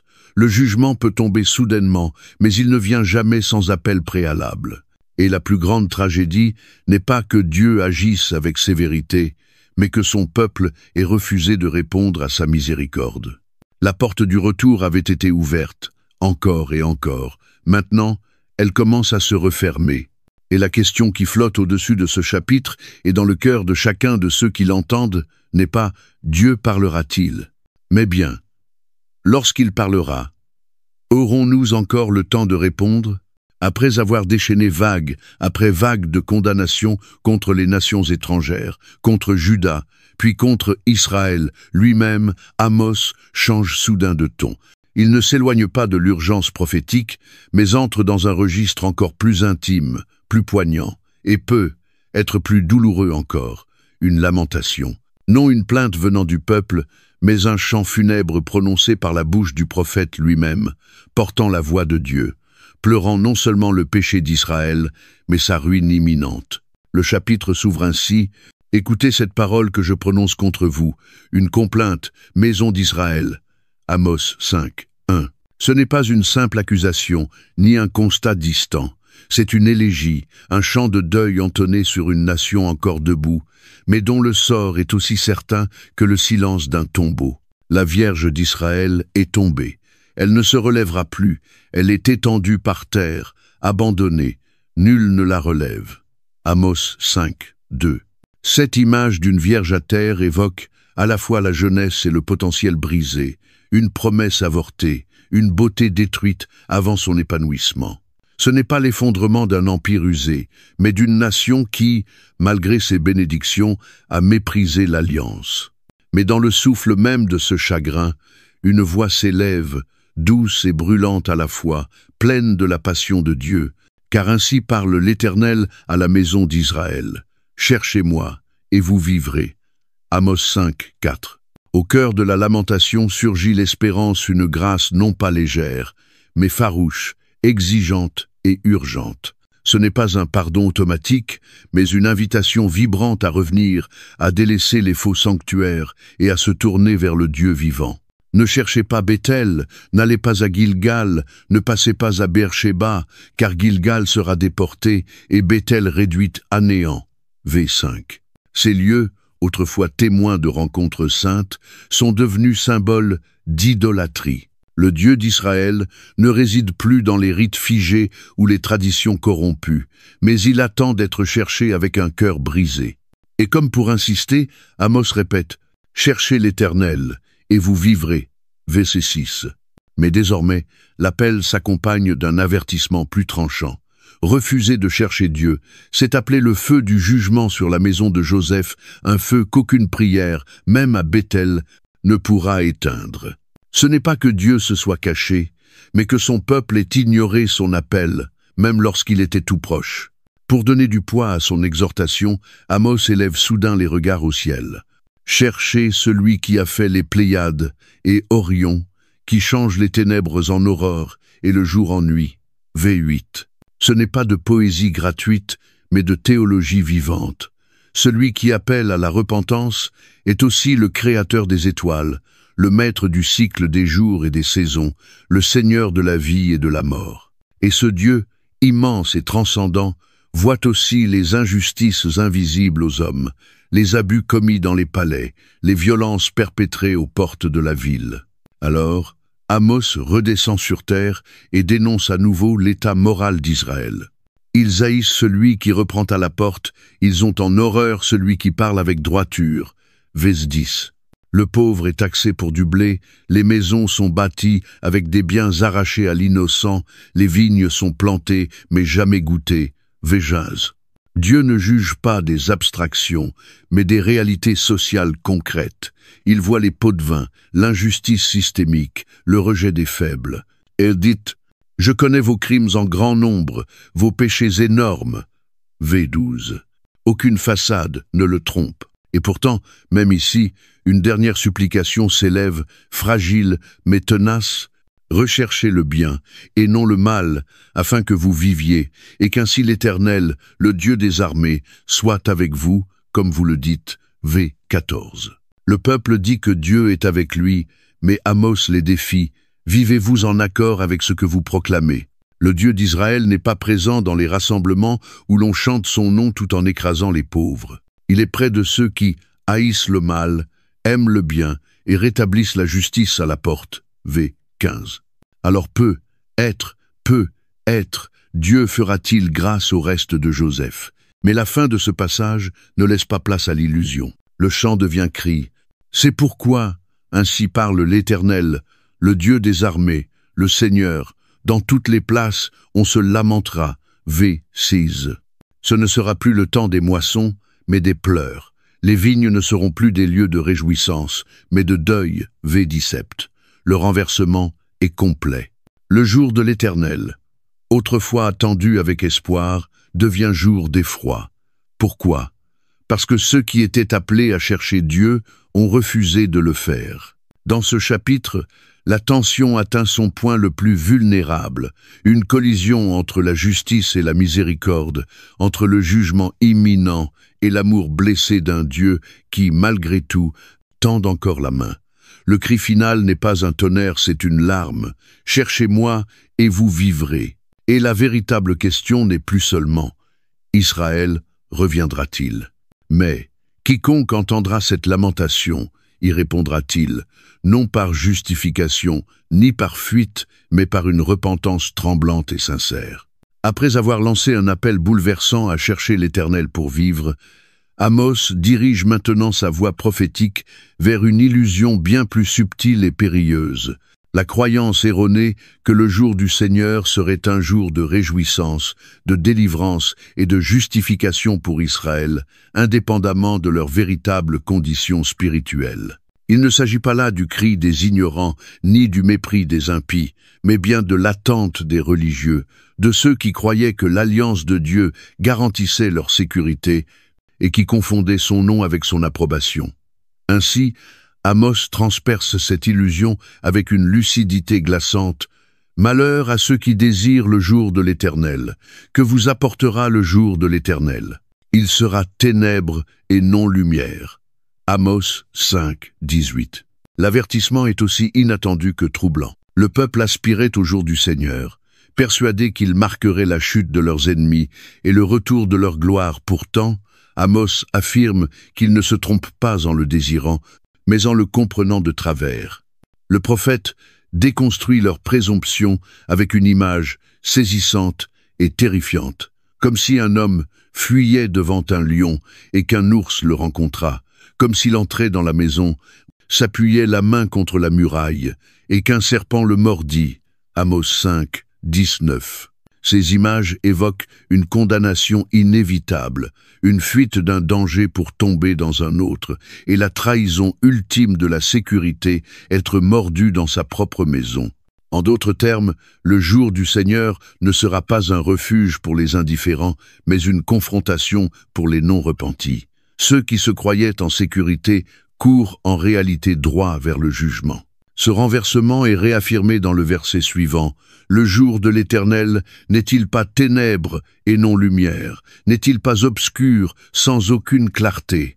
Amos 5, 20. Amos n'introduit pas ici une nouvelle doctrine. Il rectifie une conception profondément déformée. Le jour du Seigneur ne se définit ni par l'identité nationale, ni par l'affiliation religieuse, mais par l'alignement sur la justice de Dieu. Ce n'est pas un jour pour revendiquer des privilèges, mais un jour qui dévoile la vérité, et pour ceux qui ont vécu dans la rébellion sous le voile des rituels religieux, ce sera un jour d'exposition totale. Ce qui suit est l'une des dénonciations les plus virulentes de l'adoration hypocrite dans toute l'Écriture. Dieu, parlant par la bouche d'Amos, déclare avec une intensité brûlante « Je hais, je méprise vos fêtes, je ne puis sentir vos assemblées solennelles. Quand vous me présentez des holocaustes et des offrandes, je n'y prends point plaisir, et les veaux engraissés que vous sacrifiez en action de grâce, je ne les regarde pas. » Amos 5, 20 et 1, 22. Ce ne sont pas les paroles d'un Dieu lointain indifférent à la dévotion humaine, mais celles d'un Dieu profondément offensé par une adoration réduite à un spectacle, vidé de justice, de miséricorde et de vérité. Les fêtes, pourtant instituées par Dieu lui-même, sont devenues des occasions d'offense, non à cause de leur forme, mais à cause du fossé entre les rites et la réalité morale et spirituelle de ceux qui les célèbrent.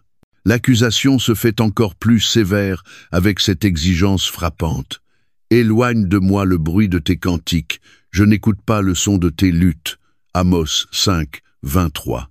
La musique, souvent perçue comme l'expression la plus élevée de l'adoration, est ici qualifiée de bruit non à cause de son volume ou de sa tonalité, mais parce qu'elle dissimule la corruption. Dieu refuse d'être bercé par ceux qui ferment les oreilles aux cris des pauvres. Ce qu'il désire, ce n'est pas plus de son, mais plus de justice. Et c'est alors qu'Amos prononce ce qui est peu, être le verset le plus célèbre et le plus marquant de tout le livre. Mais que la droiture coule comme de l'eau et la justice comme un torrent intarissable. Amos 5, 24. Ce verset n'est pas simplement poétique, il est profondément prophétique. Il n'appelle pas à de simples gestes de bonté ponctuels, mais à une société transformée par la justice de Dieu, à une justice continue, constante, puissante, comme un fleuve qui façonne la terre sur son passage. Telle est la véritable adoration que Dieu recherche non dans les rites, mais dans la vie, non dans les chants, mais dans la justice. Le chapitre se termine par un retour au contexte historique, dans lequel Dieu remet en question la fidélité supposée d'Israël. « M'avez-vous offert des sacrifices et des offrandes pendant 40 ans dans le désert, les maisons d'Israël » Amos 5, 25. La réponse implicite est non, ou du moins pas d'une manière qui ait plu à Dieu. Même durant les années au désert, leur cœur s'égarait et les germes de l'idolâtrie étaient déjà là. Cela se confirme dans le verset suivant « Vous avez porté la tente de votre Moloch et le piédestal de vos idoles, l'étoile de votre Dieu que vous vous êtes fabriqué. » Amos 5, 26. Ces allusions à Moloch et Kiyun, divinités associées aux sacrifices d'enfants et aux cultes astraux, révèlent le syncrétisme qui avait contaminé l'adoration d'Israël. Ils n'avaient pas abandonné les rites de Yahvé, mais les avaient mêlés à des pratiques païennes, profanant ainsi tout ce qu'ils touchaient. Et la conséquence, annoncée avec une implacable finalité, est la suivante. « C'est pourquoi je vous déporterai au-delà de Damas, dit l'Éternel, dont le nom est le Dieu des armées. » Amos 5, 27. Il ne s'agit pas simplement d'un exil, c'est l'annulation de la bénédiction d'alliance, l'inverse de l'exode, la dispersion d'un peuple autrefois rassemblé. Et le nom qui scelle ce jugement est révélateur, le Dieu des armées, le chef des armées célestes, le souverain de toute puissance, non pas un Dieu tribal, mais le roi suprême de toutes les nations, dont l'autorité ne peut être défiée. Ainsi se conclut un passage aussi riche théologiquement que dévastateur émotionnellement, un texte qui démantèle les illusions de sécurité, dévoile les périls de la religiosité culturelle et nous réoriente vers un Dieu que les apparences ne touchent pas, mais que la justice et la vérité émeuvent profondément. Le jour du Seigneur n'est pas ce qu'il pensait, et peut être pas non plus ce que nous croyons parfois. Ce n'est pas une célébration d'appartenance, mais la révélation de ceux qui appartiennent véritablement, ceux dont l'adoration ne s'enferme pas dans les murs d'un sanctuaire, mais qui laissent la justice couler dans les rues et la droiture jaillir de la poussière. Prenons un instant pour sonder nos propres attentes, notre propre culte. Est-il enraciné dans la vérité? Est-il un fleuve vivant de justice ou un simple écho ritualisé? Que ce message d'Amos ravive en nous la soif d'une foi authentique, incarnée et profondément alignée au cœur même de Dieu. Après avoir dénoncé la religiosité vide et les espérances mal placées de ceux qui désiraient le jour de l'Éternel, Amos aiguisera maintenant son regard prophétique sur une autre illusion, tout aussi dangereuse, celle de la sécurité dans le succès, cette complaisance profonde et rampante d'un peuple qui confond la prospérité avec l'approbation divine. Ainsi, il commence non pas par des paroles de réconfort, mais par un jugement solennel.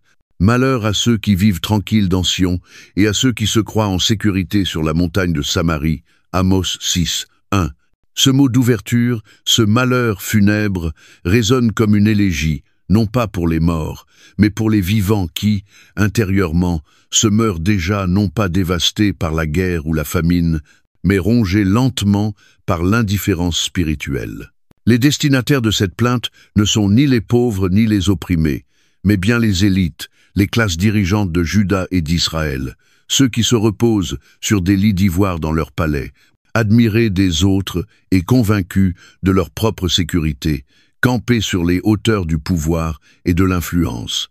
Ils se confient dans la montagne de Samarie, croyant que leur géographie, leurs forteresses militaires et leurs alliances politiques suffiront à les protéger comme si des murs de pierre pouvaient abriter l'âme de l'examen divin. Amos les invite alors à regarder autour d'eux, passez à Calné et voyez, allez de là à Hamath la Grande, puis descendez à Gath des Philistins. Ces royaumes sont-ils meilleurs que les vôtres? Leur territoire est-il plus vaste que le vôtre? Amos 6, 2. Ces cités, jadis puissantes, sont tombées et l'implication glace le sang. Si elles ont été renversées, pourquoi penseriez-vous que vous serez épargnés? Cette fausse assurance nourrit un orgueil profondément enraciné, qu'Amos met à nu en montrant comment cet orgueil imprègne chaque aspect de leur existence, non seulement leur manière de gouverner, mais aussi leur façon de manger, de se reposer, de se divertir. Vous repoussez loin le jour du malheur et vous faites approcher le règne de la violence. Amos 6, 3. Amos révèle ici que la complaisance n'est pas passive, elle est une négation active de la réalité. Il refuse d'envisager le jugement, s'engourdissant avec des distractions, tout en attirant inconsciemment la destruction toujours plus près. Les versets suivants dépeignent une scène d'indulgence effrénée. Ils couchent sur des lits d'ivoire, s'étalent sur leurs divans, mangent les agneaux du troupeau. Ils chantent au son du luth, inventent des instruments de musique comme David. Ils boivent le vin dans de larges coupes, soignent avec les parfums les plus précieux. Amos 6, 4, 6. Ce n'est pas une condamnation de la richesse, ni de l'art en soi, car David lui-même chantait et festoyait, mais un jugement contre ceux qui imitent la grandeur sans partager le cœur de justice. Ils vivent comme des rois, mais sans le fardeau de l'alliance. Ils chantent, mais non pour adorer. Ils boivent, non pour célébrer la bonté de Dieu, mais pour oublier ses avertissements. Et la phrase la plus accablante est réservée pour la fin, mais ils ne s'affligent pas du désastre de Joseph. Amos 6 fil. Ils restent insensibles à la souffrance de leur propre peuple. Le confort a isolé leur cœur, les plaisirs ont émoussé leur conscience, et leur imagination morale s'est effondrée sous le poids de l'égoïsme. Le jugement du verset 7 n'est donc pas arbitraire, il est inévitable. C'est pourquoi ils iront en exil à la tête des captifs, et les cris des festins cesseront. Amos 6, sept. Ceux qui cherchaient à être les premiers, à se prélasser, à se rassasier, seront les premiers à partir non pas en gloire, mais en chaîne. La fête est finie non simplement à cause d'une invasion extérieure, mais parce que Dieu lui-même a cessé de tolérer qu'une nation tourne sa justice en dérision par son confort égoïste. Et pour que cela soit parfaitement clair, Amos proclame l'un des serments divins les plus effrayants du livre. Le Seigneur, l'Éternel, l'a juré par lui-même l'Éternel, le Dieu des armées, dit « Je hais l'arrogance de Jacob, je déteste ses palais, et je livrerai la ville avec tout ce qu'elle contient. » Amos 6, 8. Ce ne sont pas là des mots de correction légère, mais une répudiation divine d'une identité nationale pervertie. Ce que Dieu avait autrefois aimé, il le hait maintenant non par caprice, mais parce que le peuple a transformé ses bénédictions en instruments d'oppression. L'arrogance de Jacob, qui devait refléter la gloire divine, ne manifeste plus que l'injustice, et les palais, qui symbolisaient autrefois une promesse, sont devenus les temples de l'orgueil. Le jugement s'abat alors dans toute son étendue. Il atteint les recoins les plus privés, les plus tragiques de l'existence. Et s'il reste 10 hommes dans une maison, ils mourront. Amos 6, 9. La mort sera si omniprésente, si envahissante, que même les morts seront emportés dans le silence. L'image surréaliste du verset suivant un oncle, accompagné d'un brûleur de cadavres, sortant les ossements en murmurant pour ne pas invoquer le nom de Dieu. V. 10 évoque un temps où même la parole devient dangereuse, où le nom de Dieu, jadis utilisé à la légère, devient trop brûlant pour être prononcé. Enfin, Amos clôt le chapitre par des questions rhétoriques qui dévoilent l'absurdité morale de l'assurance d'Israël. Les chevaux courent-ils sur les rochers? Laboure-t-on la mer avec des bœufs? Amos 6, 12. Bien sûr que non, ces actes contredisent l'ordre même de la réalité, tout comme Israël a transgressé la logique de l'alliance divine. Ils ont changé le droit en poison et le fruit de la justice en absinthe. Ce qui aurait dû nourrir la vie est devenu source de mort. Ce qui devait être doux s'est fait amer. Et c'est ainsi que dans le dernier souffle du chapitre 6, Amos livre son verdict accablant. « Voici, je vais faire surgir contre vous, maison d'Israël, une nation qui vous opprimera depuis l'entrée de Hamath jusqu'au torrent du désert. » Amos 6, 14. Aucun lieu ne sera épargné du nord au sud, la souffrance balayera le pays.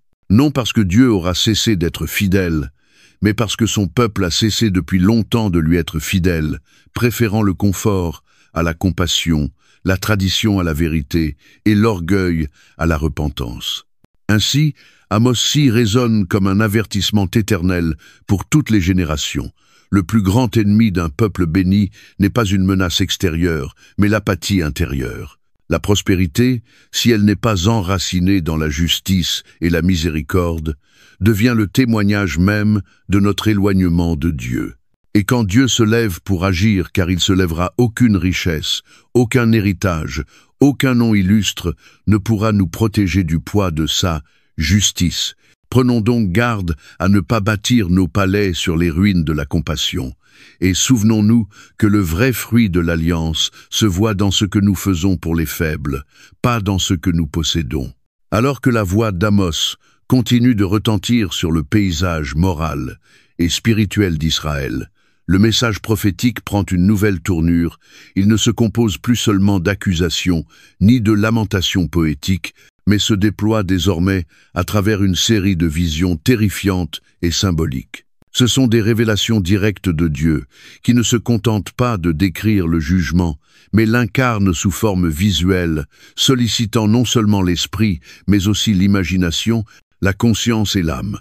Ces visions, consignées aux chapitres 7 et 8, marquent un tournant décisif dans le livre, car elles dévoilent non seulement ce que Dieu s'apprête à accomplir, mais aussi comment même le prophète lui-même lutte intérieurement face au poids de la condamnation à venir et comment les institutions de la religion faussée se dressent pour faire taire la parole du Seigneur. La première vision, décrite dans Amos 7, 1-3, montre une invasion de sauterelles formant un essaim sur les premières pousses des récoltes, juste après la moisson du roi, un moment de grande vulnérabilité pour le peuple. La destruction aurait été totale, ne laissant rien pour les gens ordinaires. Mais Amos ne se contente pas de rapporter ce qu'il voit. Il intercède. « Seigneur éternel, pardonne, je t'en supplie. Comment Jacob subsistera-t-il? Car il est si faible. » Amos 7, 2. Dans cette brève supplication empreinte d'humilité, on découvre le cœur véritable du ministère prophétique, non pas le triomphalisme ni une colère justicière, mais une compassion profonde, même pour une nation pécheresse. Et Dieu répond, « L'Éternel se repentit de cela, cela n'arrivera pas, dit l'Éternel. » V3. Un mystère à la fois bouleversant et magnifique s'y révèle le jugement divin, bien que juste, n'est ni mécanique ni insensible, et la véritable intercession peut toucher le cœur de Dieu. Une seconde vision suit rapidement. Un feu venant du ciel qui dévore les profondeurs, un jugement encore plus étendu, engloutissant terre et mer. Amos 7, 4-6. Une fois encore, Amos supplie. « Seigneur éternel, cesse, je t'en supplie. Comment Jacob subsistera-t-il, car il est si faible ?» V. 5. Et une fois encore, Dieu se retient. Ces épisodes ne dépeignent pas un prophète qui changerait l'esprit de Dieu dans un sens humain, mais révèle plutôt une relation dynamique entre Dieu et ses serviteurs, où le jugement n'est jamais appliqué sans hésitation et où la miséricorde n'est jamais loin du cœur divin. Mais la troisième vision est différente. Dans Amos 7:9, Dieu montre à Amos un fil à plomb, un outil servant à vérifier la droiture d'un mur. Et Dieu déclare: « Voici, je vais mettre le fil à plomb au milieu de mon peuple d'Israël.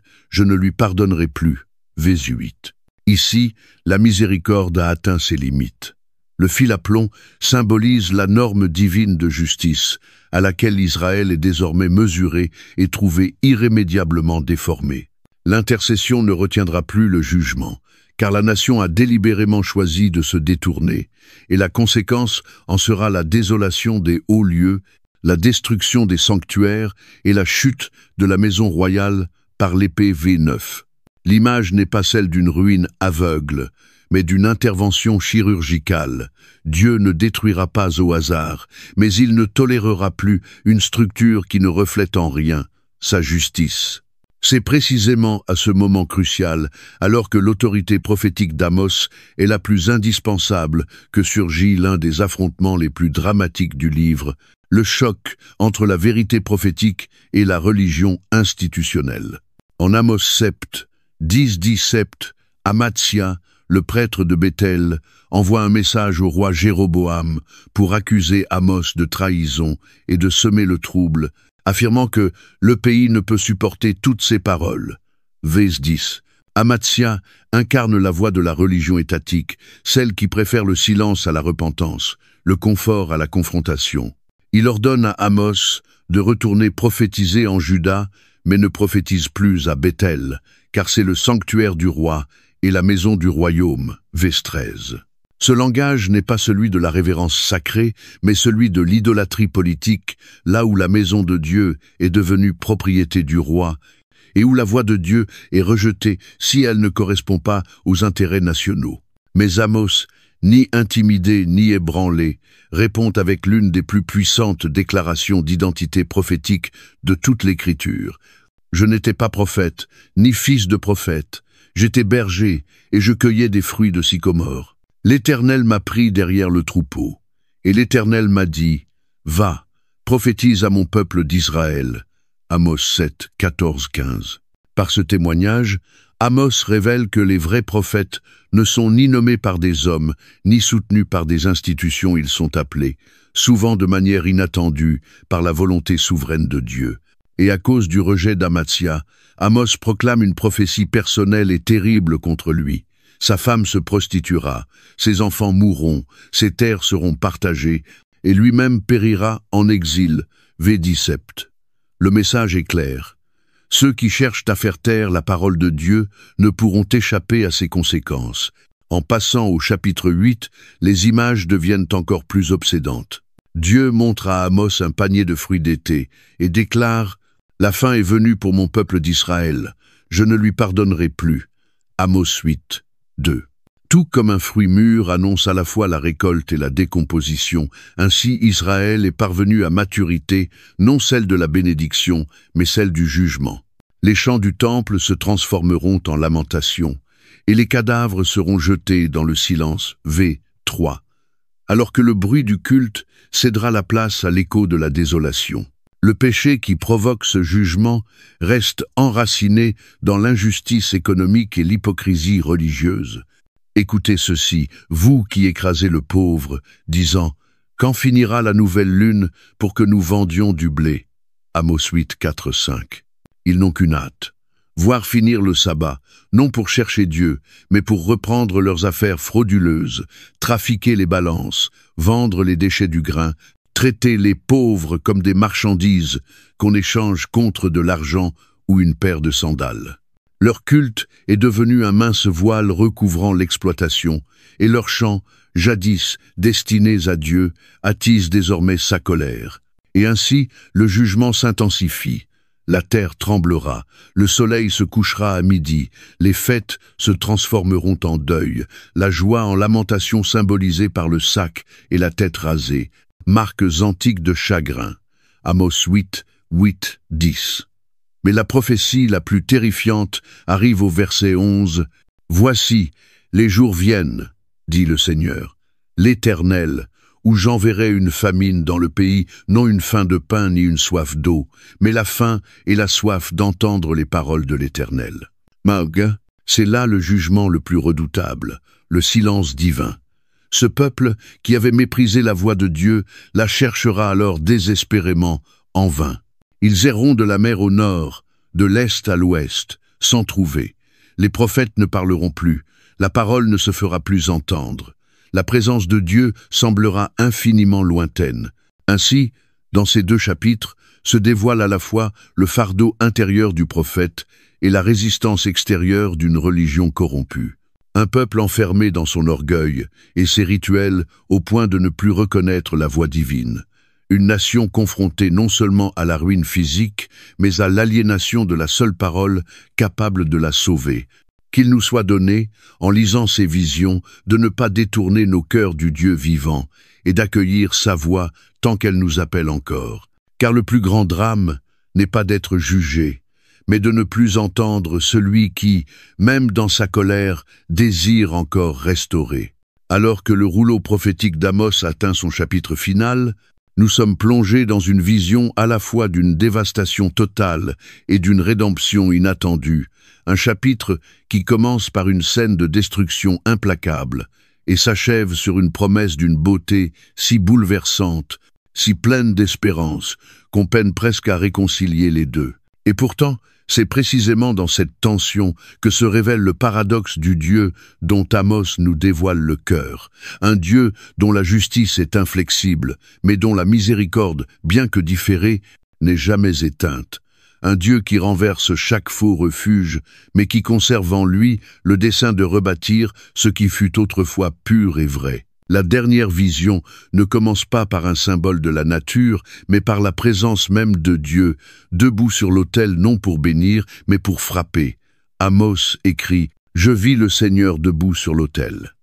Il dit « Frappe le chapiteau, et que les seuils soient ébranlés.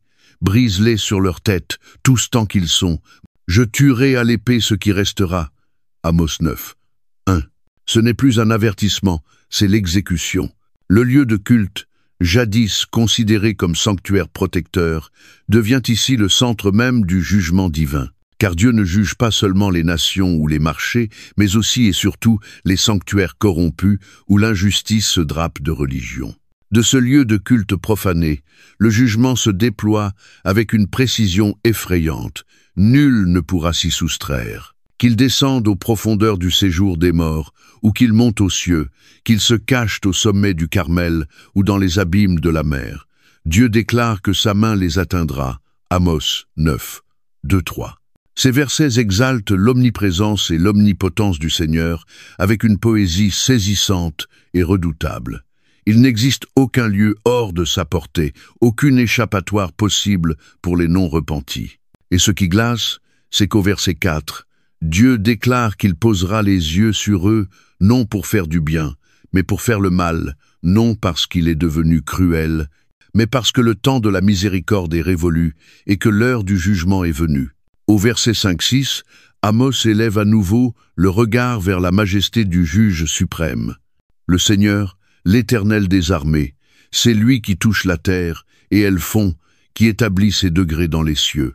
Ce Dieu n'est pas une divinité tribale, mais le Créateur de toutes choses, celui qui commande aux eaux, qui marche sur les hauteurs de la terre, dont la voix fait trembler les montagnes. Et c'est précisément cette autorité cosmique qui rend son jugement si redoutable. Ce n'est pas un acte de vengeance mesquine, mais le déploiement d'une justice divine à une échelle que seul Dieu peut porter.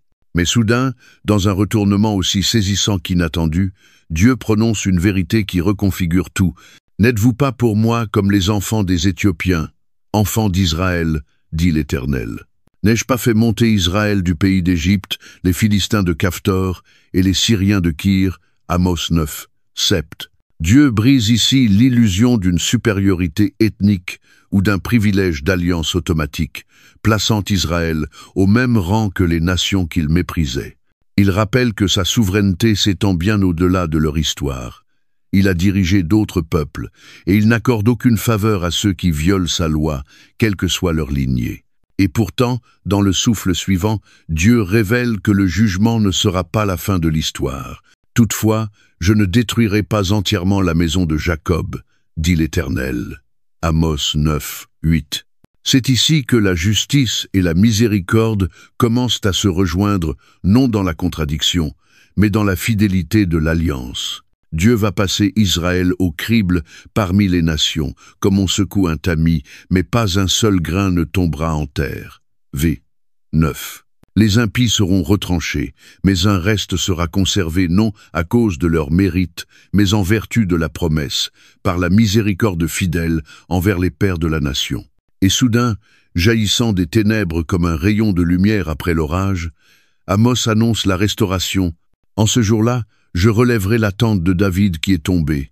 Je réparerai ses brèches. Amos 9, 11. Ce verset, cité des siècles plus tard par les apôtres dans Acte 15, révèle que le dessein de Dieu n'est pas simplement de détruire ce qui est corrompu, mais de reconstruire ce qui est saint, non d'effacer l'histoire d'Israël, mais de la racheter. La tente de David, symbole d'unité, de justice et d'adoration authentique, sera relevée, ses ruines rebâties, ses fissures réparées. Cette restauration ne sera pas seulement spirituelle, mais aussi matérielle, non seulement symbolique, mais concrète. Voici, les jours viennent, où le laboureur suivra de près le moissonneur. Je ramènerai les captifs de mon peuple. Ils rebâtiront les villes dévastées et les habiteront. Amos 9, 13-14. L'imagerie déborde d'abondance des collines ruisselant de vin doux, des villes jadis désertes reprenant vie, des vignes plantées et savourées, des jardins cultivés et récoltés. Ce ne sont pas de vagues promesses, mais une vision tangible d'un peuple restauré à sa terre, à son identité et à son Dieu. Et le dernier verset couronne cette traversée prophétique par un serment de rédemption. Je les planterai dans leur pays, et ils ne seront plus arrachés du pays que je leur ai donné, dit l'Éternel ton Dieu. Amos 9, 15. Ce qui avait commencé par un rugissement de jugement s'achève dans la sécurité enracinée, non parce que le peuple l'a mérité, mais parce que le Dieu des armées, le Dieu de l'alliance et de la création, l'a voulu ainsi. Ainsi se conclut le livre d'Amos, non dans le désespoir, mais dans une espérance affinée par le feu. Non dans le silence de la ruine, mais dans la promesse d'une restauration qui ne peut naître qu'après la destruction de tout ce qui était faux. Le message reste d'une brûlante actualité. Dieu n'ignore pas l'injustice, mais il n'abandonne jamais sa miséricorde. Il abat ce qui est corrompu, non pour laisser des ruines, mais pour ériger ce qui est saint, un peuple non défini par l'héritage ou le rite, mais par la justice, l'humilité et l'amour. Puisse cette espérance, offerte au terme du jugement, devenir pour nous aujourd'hui un appel vivant à nous laisser rebâtir par la main fidèle de celui qui restaure tout ce que l'homme, par orgueil, avait brisé. Alors que nous nous tenons désormais au terme de ce parcours prophétique à travers le livre d'Amos, ayant marché aux côtés du berger prophète depuis les collines de Tekoa jusqu'aux autels brisés de Béthel, ayant entendu le tonnerre du jugement divin et le cri douloureux en faveur de la justice, ayant assisté à l'effondrement progressif d'une nation non pas à cause de la guerre, mais de sa propre corruption intérieure, et ayant vu, presque contre toute attente, les visions de destruction laisser place à une promesse finale de restauration, nous sommes confrontés à une question qui n'est plus d'ordre historique, mais profondément personnelle. Comment allons-nous répondre ? Car Amos n'est pas un livre à admirer de loin, ni une relique poétique enfouie dans les cendres du passé d'Israël. Il est, en son cœur, un appel, un cri de trompette destiné non seulement aux cités antiques, mais à chaque génération qui ose porter le nom de Dieu tout en oubliant son cœur. Dès le premier chapitre, Amos nous force à dépasser nos certitudes sur qui est béni et qui est jugé, renversant l'idée que l'appartenance à une communauté religieuse constitue une protection contre la responsabilité, et nous rappelant que la justice divine commence non aux marges, mais au centre, non chez les païens, mais au sein du peuple de Dieu. Vous seuls, je vous ai choisi parmi toutes les familles de la terre. C'est pourquoi je vous châtierai pour toutes vos iniquités. Amos 3, 2. Voilà une théologie qui traverse toutes les illusions confortables. Le privilège d'être élu ne donne pas un passe-droit. Il impose une exigence. À travers les oracles de jugement contre Damas, Gaza, Tyr, Édom et Ammon, Amos permet à son auditoire d'acquiescer, d'applaudir à la chute des ennemis, mais ensuite, avec une précision tranchante, il retourne le regard vers l'intérieur, dévoilant que les péchés d'Israël ne sont pas seulement comparables à ceux des nations voisines, mais encore plus graves. Car ils avaient la loi, les prophètes, l'alliance, et pourtant ils ont choisi l'oppression, la corruption, l'idolâtrie. Ils ont vendu le juste pour de l'argent, écrasé le pauvre pour un profit, foulé la justice à la porte et transformé le culte sacré en spectacle, tout en se convainquant que le jour de l'Éternel leur apporterait la victoire. Mais Amos a brisé cette illusion dans un cri de feu. Malheur à ceux qui désirent le jour de l'Éternel. Il est ténèbres et non lumière. Amos 5, 18. Et pourtant, à travers tout cela, une ligne d'espérance demeure tendue. Rien n'était encore définitivement scellé. Encore et encore, Dieu disait « Cherchez-moi et vous vivrez » Amos 5, 4. Ce n'était pas un moralisme vague, ni un appel tiède à la bonté générique, mais une supplique tranchante pour renoncer à la fausse religion et revenir au Dieu vivant, pour laisser la justice couler comme des eaux et la droiture comme un torrent inépuisable.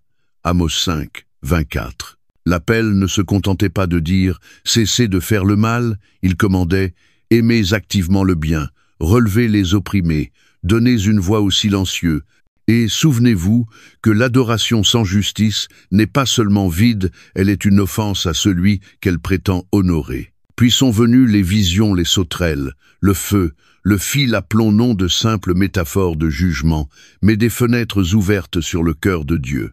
Un prophète qui intercède, un Dieu qui hésite, un peuple encore libre de choisir. Mais lorsque la fausse religion se lève pour faire taire la vérité comme Amazia à Béthel, nous sommes avertis que la foi prophétique n'est jamais confortable et que ceux qui parlent véritablement au nom de Dieu peuvent être rejetés par les temples mêmes qui prétendent le servir.